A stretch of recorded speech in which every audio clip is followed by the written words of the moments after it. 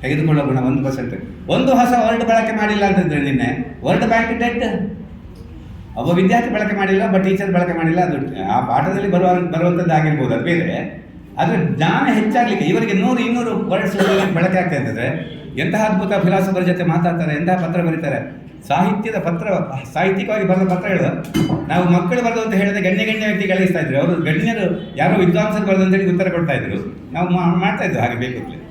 ಮಕ್ಕಳು ಎಲ್ಲರೂ ಬರಹಗಾರರಾಗ್ಬೋದು. ಈ ದೇಶದ 90% ಮಂದಿ ಬರೆಯಲ್ಲ, 95% ಮಂದಿ ಓದಲ್ಲ, 90% ಮಂದಿ ಓದಲ್ಲ, 95% ಮಂದಿ ಬರೀಲಿಕ್ಕೆ ಬರಲ್ಲ.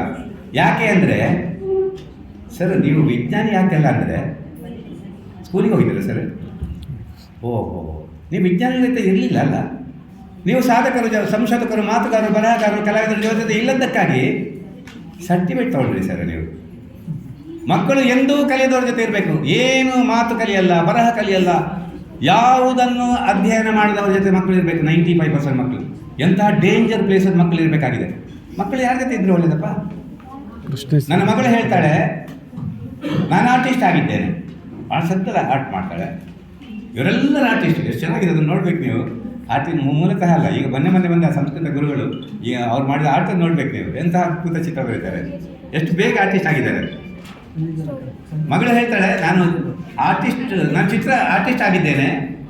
ಅಪ್ಪ ಕಲಿಸಿದ್ದಕ್ಕೆಲ್ಲ ಅಪ್ಪ ಕಲಿಸಲ್ಲ. ಕಲಿಸುವುದರಿಂದ ಕಡಿಮೆ ಕಲಿತಾರೆ. ಕಲಿಸುವುದು ಅಂದರೆ ನನ್ನ ಕನಿಷ್ಠ ಸಾಮರ್ಥ್ಯ ಮತ್ತು ದೌರ್ಬಲ್ಯ ಇನ್ನೊಬ್ಬರ ಪಾಲಾಗುವುದು. ಸರಿಯಾ ನೋಡಿ, ಯಾರ ದೌರ್ಬಲ್ಯ ಯಾರ ಪಾಲಿಗೆ ಆಗುವುದು?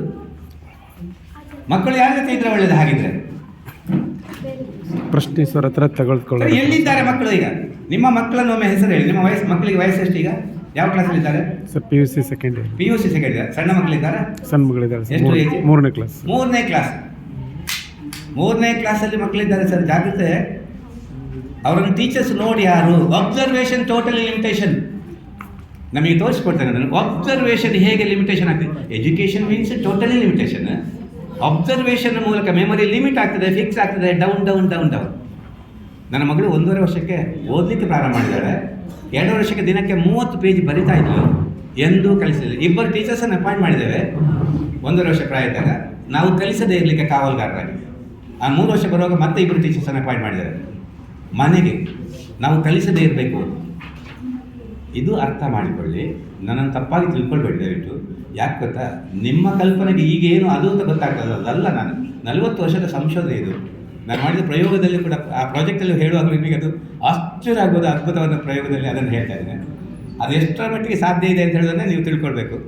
ಒಂದಷ್ಟು ಮಂದಿಗೆ ಪ್ರಾಜೆಕ್ಟು ತೋರಿಸ್ತೇನೆ, ಪ್ರಾಜೆಕ್ಟ್ ನೋಡಬೇಕು, ಅದು ಬೇರೆ ಜಗತ್ತಿನ ಅದ್ಭುತ ಪ್ರಾಜೆಕ್ಟ್ ಅದು. ಇದು ಎಜುಕೇಷನ್ ಡೆವಲಪ್ಮೆಂಟ್ 10x10. ನಿಮ್ಮಲ್ಲಿ ಒಂದು ರಿಕ್ವೆಸ್ಟ್ ಮಾಡಲಿಕ್ಕೆ ಆವಟಿಯವರು ಒಂದು ಜವಾಬ್ದಾರಿ ಕೊಟ್ಟದ್ದು ನನಗೆ. ಈ ಜವಾಬ್ದಾರಿಯನ್ನು ಇಡೀ ರಾಜ್ಯಕ್ಕೆ, ಇದರ ಪೂರ್ತಿ ಜವಾಬ್ದಾರಿ ತಗೊಳ್ಳೋದು ಇದನ್ನು ರಾಜ್ಯ ಸಂಘದ ಅಧ್ಯಕ್ಷರಾದಂಥ ಆವಟಿ ಅಂತ ಒಬ್ಬ